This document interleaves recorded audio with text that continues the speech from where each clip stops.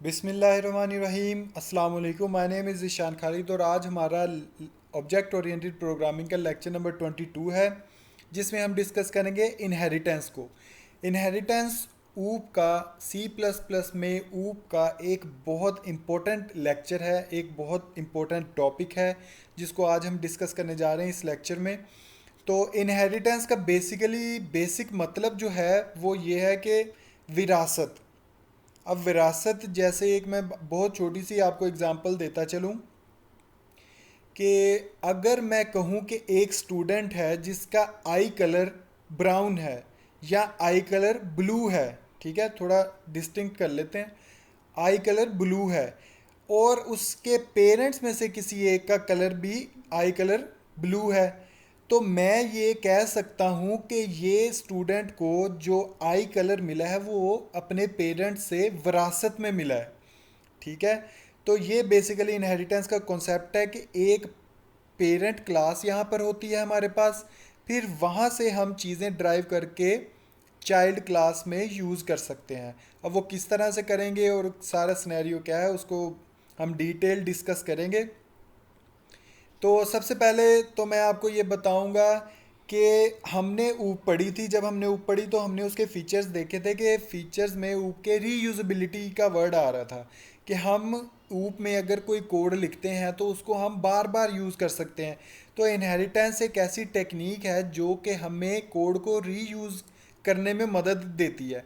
अब वो रीयूज़ किस तरह से कि एन एग्जिस्टिंग क्लास रीयूज़ किसको करेगी, एग्जिस्टिंग क्लास को, to build a new class is known as inheritance. कि एक हमारे पास पहले से क्लास मौजूद है, हमने बना ली हुई है, उसी मौजूद क्लास से हम एक नई क्लास बनाएंगे जब, तो उस टेक्निक को बोलेंगे इनहेरिटेंस।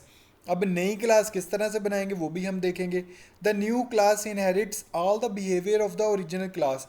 जो हम नई क्लास बनाएंगे उसके अंदर जो तमाम उसका बिहेवियर होगा वो इनहेरिटेड क्लास मतलब जो उसकी पेरेंट क्लास या ओरिजिनल क्लास होगी उसकी तरह का ही होगा।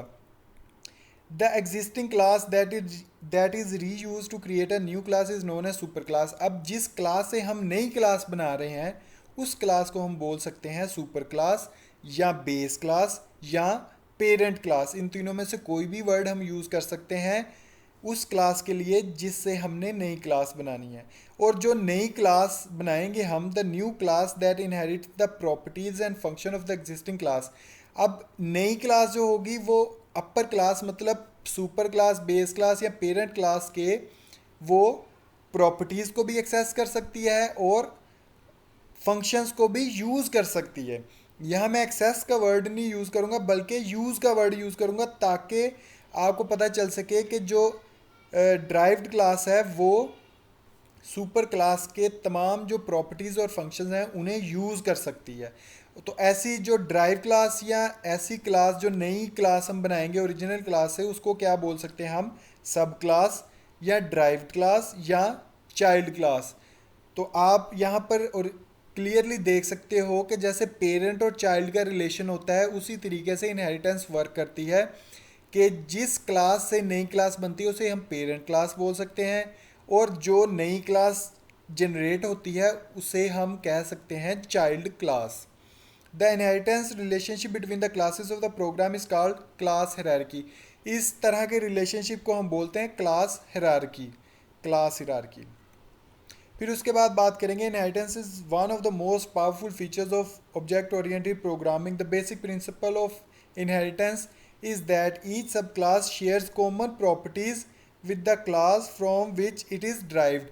अब जितनी भी क्लासेस पेरेंट क्लास से बनेंगी या सपोज करो एक क्लास बनती है या दो क्लासेस बनती हैं, जितनी भी बनेंगी वो सारी की सारी क्या करेंगी, कुछ ना कुछ खसूसियात जो है पेरेंट क्लास की वो रिफ्लेक्ट करेंगी। जिस तरह हम अगर अपने पेरेंट्स के बच्चे हैं तो हम भी अपने पेरेंट्स की कुछ ना कुछ खसूसियात शो करते हैं, लेकिन उसके अलावा हम में अपनी भी कोई खसूसियात होती हैं। उसी तरीके से चाइल्ड क्लासेस में भी अपनी कैपेबिलिटीज़ हो सकती हैं। पेरेंट की कैपेबिलिटीज़ को भी यूज़ कर सकता है, can add its own capabilities. हम चाइल्ड क्लास के अंदर कोई नई फंक्शंस भी ऐड कर सकते हैं। एक तो तरीका यह है कि वो ओरिजिनल क्लास या सुपर क्लास, जिसे बेस क्लास हम बोल सकते हैं पेरेंट क्लास के, वो सारी की सारी चीज़ें यूज़ कर सकता है और उसके अंदर अपनी कोई चीज़ें भी हो सकती हैं। अब इसकी एग्जांपल एक देख लेते हैं, ये आपके सामने है। Suppose we have a class named vehicle. ये हमारे पास एक क्लास है जिसका नाम है व्हीकल। इसके अंदर सपोज करो कि इसकी कुछ प्रॉपर्टीज़ हैं व्हीकल, जैसे व्हीकल का क्या मतलब है कि गाड़ी है कोई। अब गाड़ी स्पेसिफाई नहीं है कि वो गाड़ी कार है, बस है, ट्रक है या मोटरसाइकिल है। ठीक है, हम कोई भी चलने वाली चीज़ को हम गाड़ी या व्हीकल हम बोलते हैं बेसिकली। ठीक है, तो व्हीकल्स में क्या चीज़ आती है, जिस चीज़ पे टायर लगे हुए हो और उसके अंदर कोई मोटर हो जो कि टायरों को घुमाए, उसको हम व्हीकल बोल सकते हैं।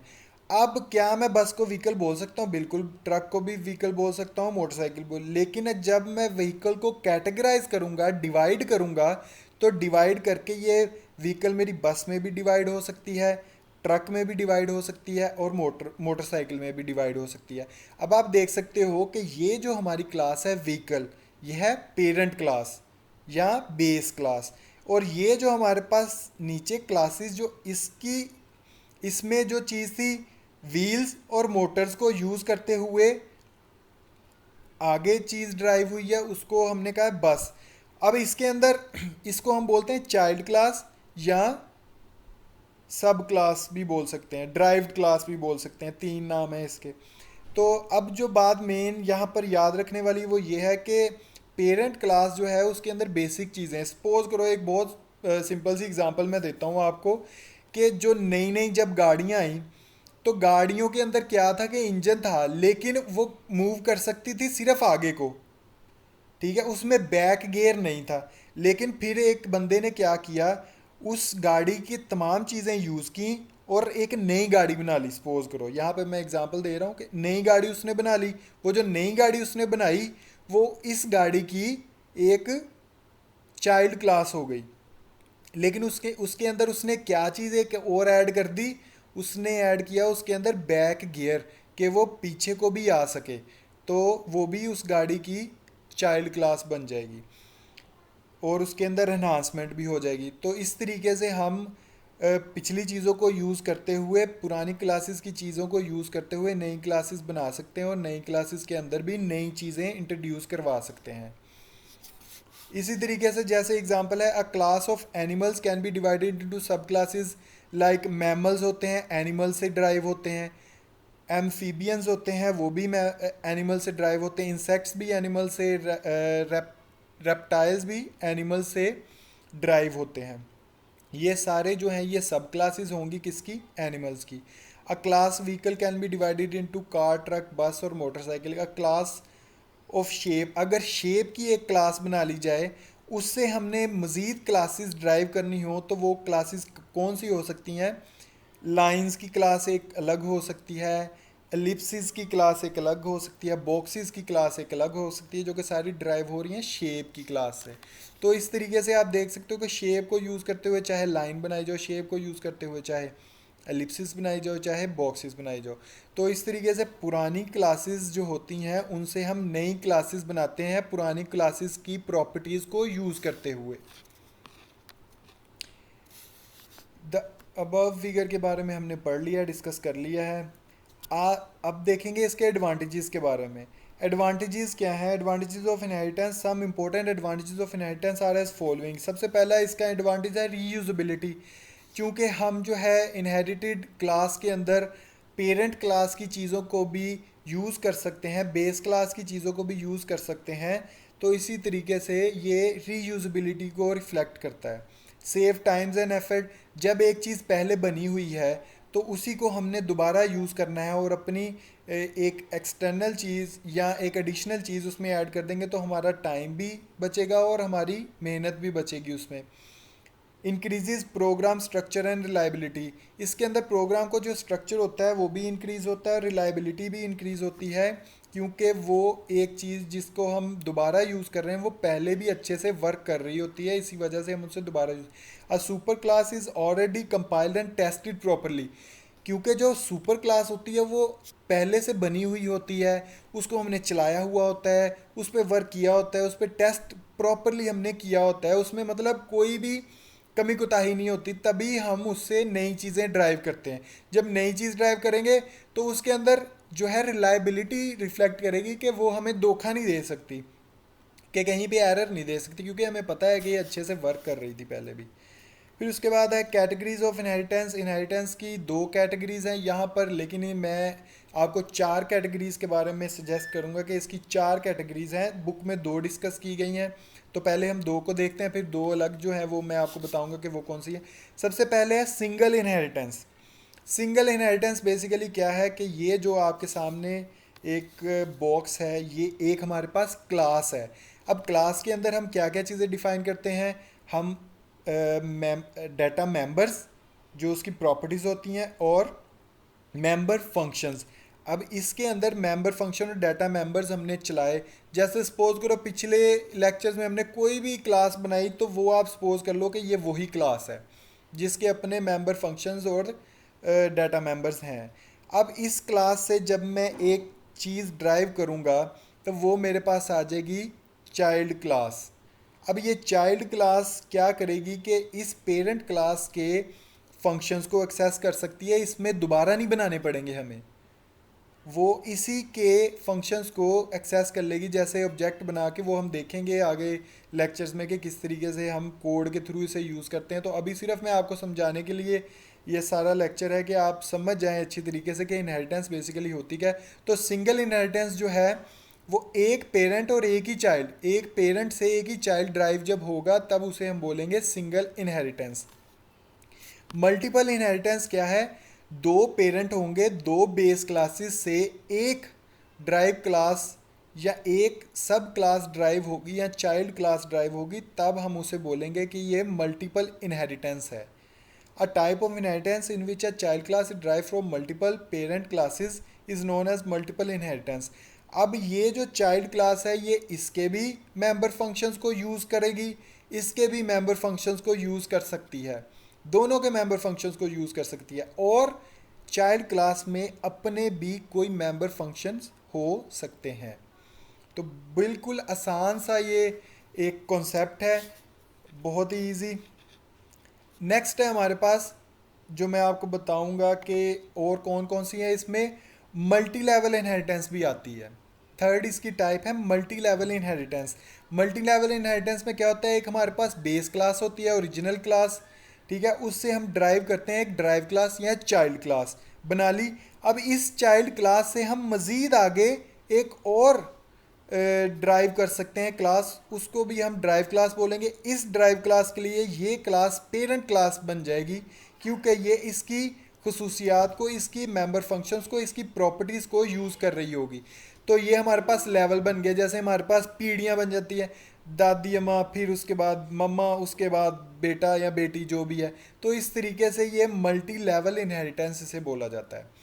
फिर उसके अलावा हमारे पास फोर्थ टाइप है इसकी हेरारिकल इन inheritance. Hierarchical inheritance, hierarchical inheritance में क्या होगा, एक पेरेंट क्लास या एक बेस क्लास से जब दो चाइल्ड क्लासेस ड्राइव की जाएंगी, उन्हें बोलते हैं हम हेरारिकल इनहेरिटेंस। यहाँ पर एक पेरेंट क्लास है और इससे दो या दो से ज़्यादा भी हो सकती हैं, मतलब ऐसी क्लासेस जो ये क्लास भी इसके तमाम मेंबर फंक्शंस और प्रॉपर्टीज़ को इस्तेमाल कर सकती है, और ये क्लास भी इसके तमाम मेंबर फंक्शंस को इस्तेमाल कर सकती है। इसके अलावा एक और टाइप होती है, उसको हम बोलते हैं हाइब्रिड इनहेरिटेंस। हाइब्रिड इनहेरिटेंस जैसे कि लफ्ज़ से ही आपको पता चल रहा है, हाइब्रिड इनहेरिटेंस में multi level inheritance, hierarchical inheritance, single inheritance, जो हमने अभी देखी है मल्टीपल इनहेरिटेंस, वो सारी इनहेरिटेंस को मिक्सअप करके हमारे लॉजिक के मुताबिक जब हम यूज़ करेंगे उसे बोलेंगे हाइब्रिड इनहेरिटेंस। ठीक है, अब हम डिस्कस करेंगे कि प्रोटेक्टेड एक्सेस स्पेसिफायर क्या होता है।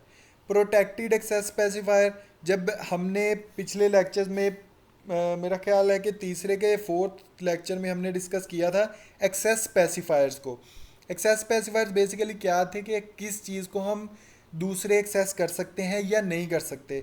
तो मैंने तब आपको बताया था, बुक में दो थी तब, प्राइवेट और पब्लिक। तब मैंने आपको बताया था एक प्रोटेक्टेड भी होती है।